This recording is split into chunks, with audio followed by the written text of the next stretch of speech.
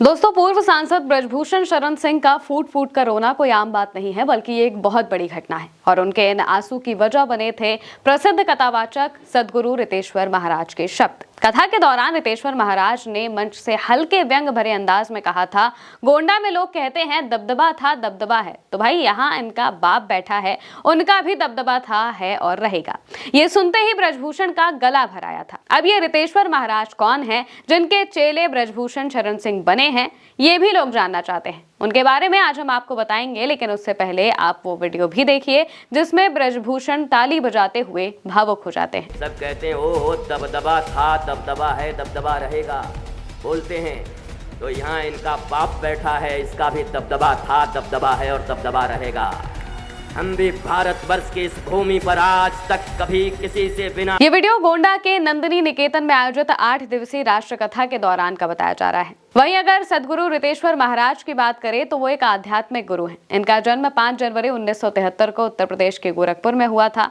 Media reports के मुताबिक रितेश्वर महाराज बचपन से ही अद्भुत आध्यात्मिक प्रतिभा के धनी थे और एक मेडिकल छात्र के रूप में अपना उज्जवल भविष्य छोड़कर आध्यात्मिक रास्ते पर चले गए।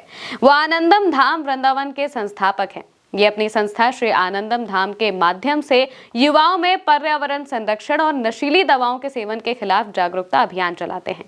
इसके साथ ही ये एक लेखक भी हैं और उनकी जीवनी लाइफ बियॉन्ड कॉम्प्लिकेशंस वैदेही तमन द्वारा लिखी गई है। इन्होंने भारत और नेपाल, स्कॉटलैंड, दक्षिण अफ्रीका, ऑस्ट्रेलिया और कनाडा जैसे देशों में आयोजित धार्मिक आयोजनों जैसे कि राधा माधव महोत्सव और गुरु पूर्णिमा महोत्सव में प्रवचन दिए हैं। फिलहाल ये ब्रजभूषण शरण सिंह को लेकर दिए गए दबदबे वाले बयान को लेकर सुर्खियों में है।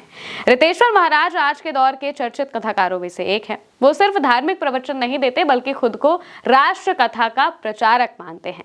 उन्होंने मेडिकल की पढ़ाई बीच में ही छोड़ दी थी और फिर आध्यात्म के रास्ते पर चले गए। उनके हाथ में हमेशा एक खास धर्मदंड रहता है। इसमें 9 और 8 डंडियां लगी होती हैं, जिन्हें वो 9 ग्रह और 8 सिद्धियों का प्रतीक बताते हैं।